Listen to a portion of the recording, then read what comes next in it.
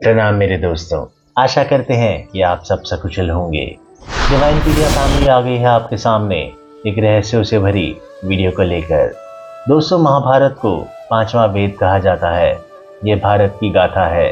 इस ग्रंथ में तत्कालीन भारत का समग्र इतिहास वर्णित है।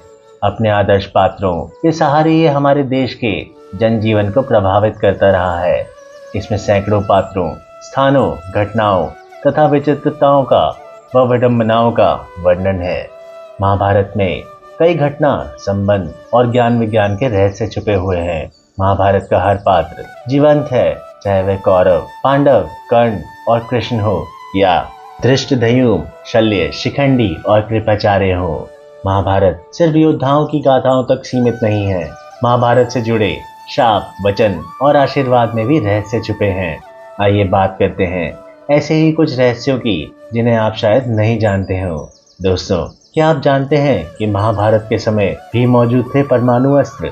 जी हाँ दोस्तों, मोहनजोदड़ो में कुछ ऐसे कंकाल मिले थे जिनमें रेडिएशन का असर था। महाभारत में सौप्तिक पर्व के अध्याय 13 से 15 में ब्रह्मास्त्र के परिणाम दिए गए हैं। हिंदू इतिहास के जानकारों के मुताबिक 3 नवंबर 5561 ईसा पूर्व छोड़ा हुआ ब्रह्मास्त्र परमाणु बम ही था। आइए अब आपको बताते हैं महाभारत काल में 18 अंक का जादू। दोस्तों, कहते हैं कि महाभारत युद्ध में 18 संख्या का बहुत बड़ा महत्व है। महाभारत की पुस्तक में 18 अध्याय हैं।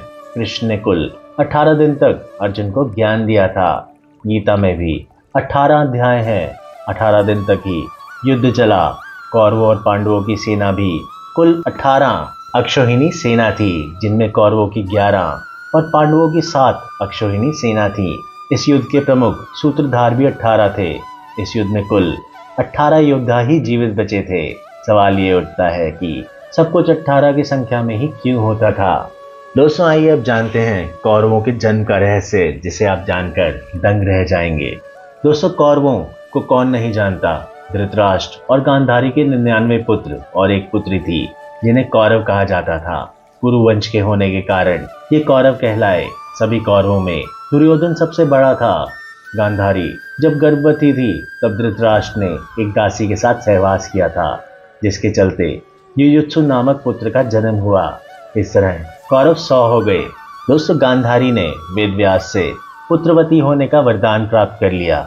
गर्भ धारण करने के पश्चात 2 वर्ष व्यतीत हो गए, किंतु गांधारी को कोई संतान उत्पन्न नहीं हुई। इस पर क्रोधावश गांधारी ने अपने पेट पर जोर से मुक्के से प्रहार किया, जिससे उसका गर्भ गिर गया। वेदव्यास ने इस घटना को तत्काल ही जान लिया। वे गांधारी के पास आकर बोले कि हे गांधारी, तूने बहुत गलत किया। मेरा दिया हुआ वर कभी मिथ्या नहीं जाता। अब तुम शीघ्र ही 100 कुंड तैयार करवाओ, उनमें घी भरवा दो। वेदव्यास ने गांधारी के गर्भ से निकले मांस पिंड पर अभिमंत्रित जल छिड़का, जिससे उस पिंड के अंगूठे के पेरुए के बराबर 100 टुकड़े हो गए। वेदव्यास ने उन टुकड़ों को गांधारी के बनवाए हुए 100 कुंडों में रखवा दिया और उन कुंडों को 2 वर्ष पश्चात खोलने का आदेश देकर वे अपने आश्रम चले गए। 2 वर्ष बाद सबसे पहले कुंड से दुर्योधन की उत्पत्ति हुई। फिर उन कुंडों से धृतराष्ट्र के शेष 99 पुत्र एवं दुशाला नाम की एक कन्या का जन्म हुआ। आइए दोस्तों, अब बात करते हैं महाभारत काल के सबसे महान योद्धा की। दोस्तों, बर्बरिक महान पांडव भीम के पुत्र घटोत्कच और नाग कन्या अहिलवती के पुत्र थे। कहीं कहीं पर मुरदैत्य की पुत्री कामकनकटा के उदर से भी इनके जन्म के होने की बात कही गई है। महाभारत का युद्ध तब तय हो गया तो बर्बरिक ने भी युद्ध में सम्मिलित होने की इच्छा व्यक्त की और मां को हारे हुए पक्ष का साथ देने का वचन दिया। बर्बरिक अपने नीले रंग के घोड़े पर सवार होकर 3 बाण और धनुष के साथ कुरुक्षेत्र की रणभूमि की ओर अग्रसर हुए। बर्बरिक के लिए 3 बाण ही काफी थे, जिसके बल पर वे कौरवों और पांडवों की पूरी सेना को समाप्त कर सकते थे। यह जानकर भगवान कृष्ण ने ब्राह्मण के वेश में उनके सामने उपस्थित होकर उनसे दान में छल पूर्वक उनका शीश मांग लिया। बर्बरिक ने कृष्ण से प्रार्थना की कि वह अंत तक युद्ध देखना चाहते हैं। तब कृष्ण ने उनकी यह बात स्वीकार कर ली। भगवान ने उस शीश को अमृत से सींचकर सबसे ऊंची जगह पर रख दिया, ताकि वे महाभारत का युद्ध देख सके। दोस्तों, क्या आप जानते हैं कि महाभारत के समय राशियां ज्योतिष का आधार नहीं थी। दोस्तों, महाभारत दौर में राशियां नहीं हुआ करती थी। ज्योतिष 27 नक्षत्रों पर आधारित था, न कि 12 राशियों पर।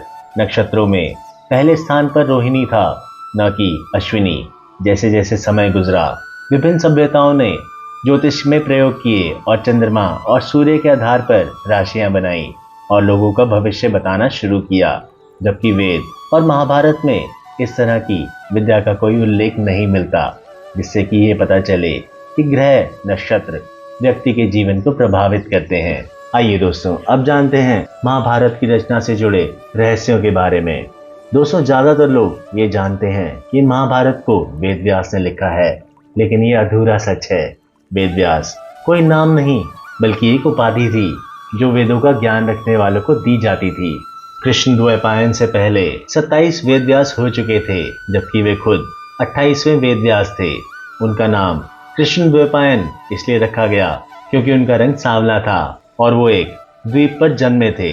वेद व्यास की महाभारत 3 चरणों में लिखी गई।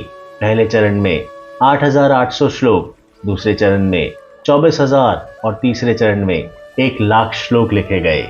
दोस्तों, ये थे कुछ अनसुने महाभारत से जुड़े रहस्य। आशा करते हैं कि आप हमारी वीडियो को पसंद करेंगे। कृपया कमेंट करके अपने कीमती विचार हम तक जरूर पहुंचाएं और आपसे निवेदन है कि हमारी वीडियो को लाइक और शेयर जरूर करें और ऐसी ही और वीडियो के लिए चैनल को सब्सक्राइब करना ना भूलें। मिलते हैं आपसे अपनी अगली वीडियो में, तब तक के लिए प्रणाम।